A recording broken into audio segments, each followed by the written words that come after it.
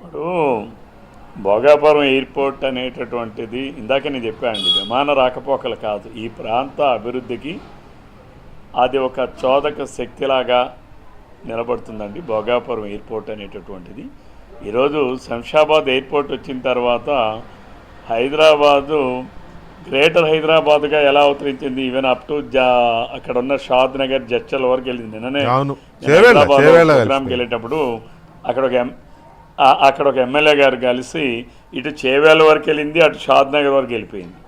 అంటే గ్రేటర్ హైదరాబాద్ ఈరోజు అక్కడ ఉన్నటువంటి ఒక 6-7 జిల్లాలను కలిపేసింది. అట్లాగే రేపు భవిష్యత్తులో భోగాపురం ఎయిర్పోర్ట్ వలన ఉత్తరాంధ్రలో ఉన్నటువంటి 6 జిల్లాలని కలుపుతుంటుంది. ఇటువంటి ఇందులో డౌట్ లేదు. ఇంకోటి కూడా ఏంటంటే అక్కడ ఒక 500 ఎకరాల్లో సెపరేట్గా ఒక 20,000 కోట్ల రూపాయలు ఇన్వెస్ట్మెంట్ చేయబోతూ ఉన్నారండి. అందులో ఏంటంటే నెక్స్ట్ జనరేషన్ నెట్ జీరో అనేటటువంటి కార్యక్రమాల కోసం ఏవియేషన్ హబ్ను ఏర్పాటు చేస్తారండి. అంటే తద్వారా ఎంప్లాయ్మెంట్ జనరేషన్ కొన్ని వేలాది మందికి ఎంప్లాయ్మెంట్ జనరేషన్ వస్తుంది, కొన్ని వేలాది మందికి. It's an unpredictable. ఇది ఈ విషయాలన్నీ అంటే ప్రజలకి మంచి జరుగుతుందంటే జగన్మోహన్ రెడ్డికి ఇష్టం ఉండదు. ఎందుకంటే జగన్మోహన్ రెడ్డి ఆలోచన అంటే జగన్మోహన్ రెడ్డి నైజం అది. ఈరోజు ఎవరికి రేపు పరామర్శకు వస్తున్నాడండి జగన్మోహన్ రెడ్డి? ఎవరైతే జనరల్గా ఏ కుటుంబం అయితే బాధపడుతుందో, ఏ కుటుంబంకి అయితే అన్యాయం జరిగిందో, ఏ కుటుంబానికైతే తీవ్ర నష్టం తీవ్ర వేదన కలిగిందో, మనసున్నవాడు ఎవరైనా సరే ఆ కుటుంబాలకి మనం పలకరింపుకి వెళ్తాం, పరామర్శకు వెళ్తాం, వాళ్ళకి ధైర్యాన్ని చెప్తాం. కానీ జగన్మోహన్ రెడ్డి గారు రేపు ఎవరి కోసం వస్తున్నాడండి? ఎవరి వలనైతే బాధించబడ్డారో బాధిత కుటుంబానికి, ఎవరైతే ఏ కుటుంబాన్ని అయితే బాధించారో, ఒక తండ్రికి ఒక పిల్లలకి తండ్రి లేకుండా చేశారు, ఒక భార్యకి భర్త లేకుండా చేశారు, ఒక తల్లికి కొడుకు లేకుండా చేసినటువంటిదే కాకుండా అది ప్రమాదవశాత్తు జరిగిన సాక్ష్యాలని పూర్తిగా తారుమారు చేయడం.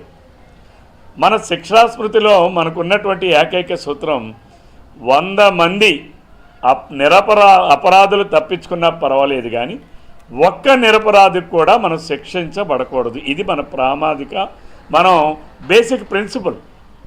ఆ ప్రిన్సిపల్స్ ఆఫ్ జస్టిస్లో మనం చూస్తే కొడుకు తప్పు చేస్తే, కొడుకు ముద్దాయి అయితే కొడుకు స్థానంలో ఇంకొక తల్లికి కడుపు కోతకు గురి చేసి ఒక అమాయకుడిని తీసుకొచ్చి రేపు ఆ కుటుంబాన్ని పరామర్శించట్లేదా జగన్మోహన్ రెడ్డి గారు? ఎవరైతే చనిపోయాడో ఆయన గొర్రెల కాపరి.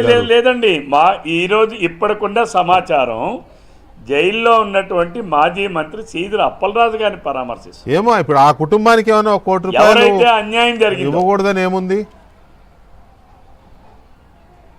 జగన్మోహన్ రెడ్డి గారు మేము తప్పనిసరిగా ఆయన వచ్చి ఆ కుటుంబం దగ్గరికి వెళ్ళి 1 కోటి రూపాయలు అనౌన్స్ చేస్తే తప్పనిసరిగా మేము కూడా దాన్ని గౌరవిస్తాం. గౌరవించడం కాదు, అభినందిద్దాం.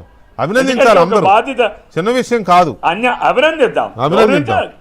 అదండి, అది చిన్న విషయం.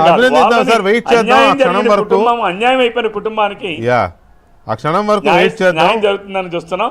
మరి తమ్మినేని సీతారాం గారు అంటే నాకున్న సమాచారం, ఇందాక పోలీసులు ఎవరో చెప్తున్నారు, రేపు జగన్మోహన్ రెడ్డి గారు జిల్లాకు వస్తున్నప్పుడు ఆయన కొన్ని పేర్లు పంపించాడండి ఏ నాయకులు వస్తారని.